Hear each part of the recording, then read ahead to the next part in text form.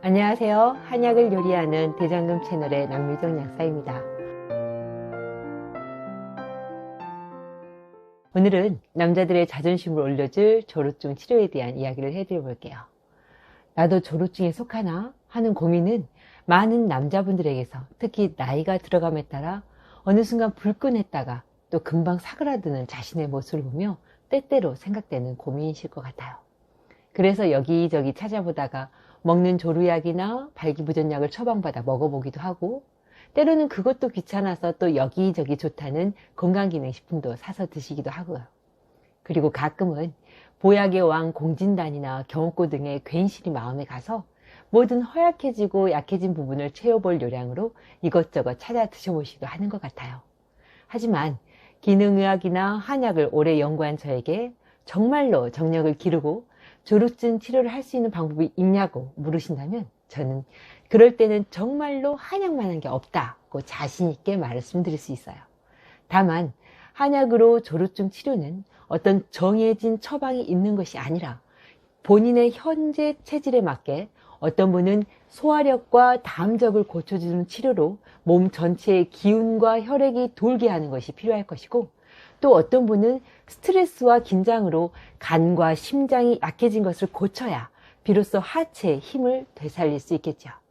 그리고 다른 문제가 없다면 허약해진 부신과 정수의 기능을 올려주고 정액을 채워야 하체에 힘이 생기고 발기가 온하는 만큼 유지될 것이고요. 또 어떤 경우는 탁해진 혈액이 맑아지고 혈관의 탄송도가 좋아져야 하부까지 혈액이 제대로 가고 충전되어 우리가 원하는 결과를 얻게 되겠죠. 그래서 사실 항우울약인 세로토닌을 올려주는 먹는 조루약들의 조루증 치료는 결과적으로 나타나는 세로토닌 저하를 약간은 조절할 수 있을지언정 근본적인 조루증 치료제가 될 수는 없는 것이죠. 마찬가지로 혈관 확장 작용으로 발기를 유지하게 하는 발기부전 치료제들도 부족한 부분을 채우고 근본적으로 생식기의 기능을 올리기보단 그때그때 발기력만 유지하기에 제대로 된 원인 치료라고 할 수 없고요. 그럼 구체적으로 조루증 치료는 동양의학적으로 어떻게 이해하고 어떻게 치료하는지 한번 알아볼게요.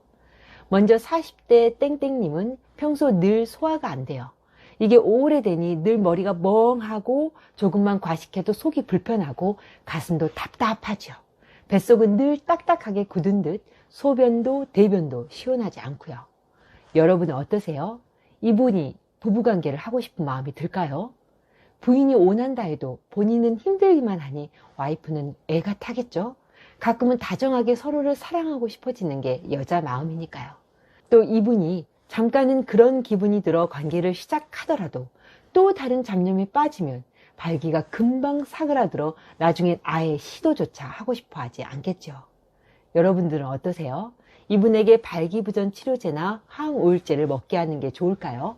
아니면 소화를 고쳐주고 담적을 풀어주어 몸 전체의 순환이 잘 되게 해주는 치료가 도움이 될까요? 당연히 후자이지요. 그럼 이분은 어떤가 보세요.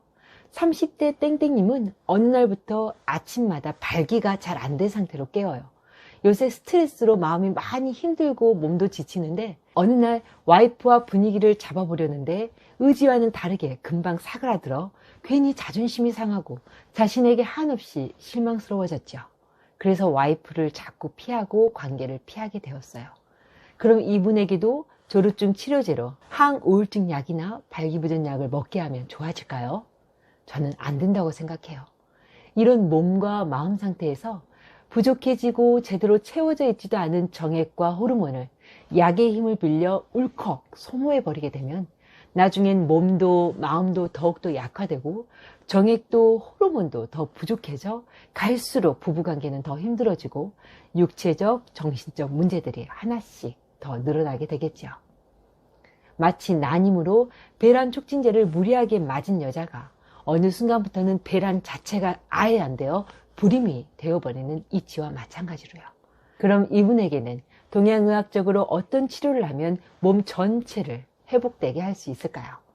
저라면 제일 먼저 긴장으로 인한 스트레스를 완화시켜주고 부족하고 약해진 간과 심장을 자양해 줄 거예요.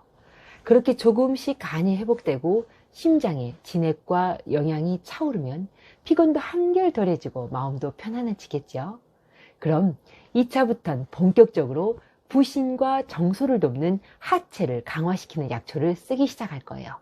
그동안 몸과 마음을 혹사하면서 자신의 선천적인 체력까지도 뽑아쓴 까닭에 젊은 사람일지라도 그 부분을 채워주는 것이 필요하거든요. 그리고 그러한 치료는 체력도 정력도 또 골수나 뇌수도 보충할 수 있는 처방이기에 이렇게 쓰면 뭔가 채워지고 있다는 느낌을 받게 되실 거예요. 실제 아이들에게도 이렇게 사용하면 성장도 시킬 수 있는 약재들이거든요. 70대이신 저희 시아버님이 저에게 이런 말씀을 하셨었어요. 간혹 제가 체력을 위해 때때로 한약을 지어드렸었는데요. 그 한약만 먹으면 괜히 불끈하며 생각이 난다고 한약에 그런 약을 넣었냐고 물어보셨었지요. 당연하죠. 체력을 채우는 약이 정력을 채우고 결국엔 골수와 뇌수도 차올라 호르몬 분비가 왕성해지니 아무리 70대라 하더라도 차고 넘치면 당연히 불끈하며 생각이 날 수밖에요. 마지막으로 대사성 질환으로 당뇨병이 오래되었거나 고혈압이나 동맥경화 혹은 심장질환이 있으신 분들의 조루증이나 발기부전은 동양의학으로 어떻게 도울 수 있을까요? 한약으로 혈관의 찌꺼기를 녹이고 혈전 같은 어혈을 없애고 혈관의 탄력을 높일 수 있는 약초들이 있다는 걸 알고 계시나요? 당연하겠죠? 예전부터 그런 효능이 있는 약초를 가지고 성분을 분석해서 어떤 것은 약으로 어떤 것은 건강기능식품으로 만들어내는 것이니 수천 년 동안 사람을 고쳐왔던 동양의 약초 중에 당연히 그런 효능이 있는 약초도 있을 거라는 건 어렵지 않게 이해가 되죠. 굳이 강황이나 울금, 붉은 지렁이 같은 애를 들지 않고서도요. 따라서 저는 그런 경우에도 병원에서 드시는 약들로 질병의 진행을 늦추면서 꼭 혈관을 도울 수 있는 한약을 때때로 드시라고 말씀드리는 편이에요. 실제로 한약으로 병원에서 잘 조절되지 않는 고혈압도 내릴 수 있고 고지혈증이 잘 조절되지 않는 것도 부정맥이나 심장의 관상동맥 질환도 더 좋아지게 할 수 있거든요. 오늘 내용이 유익하셨을까요?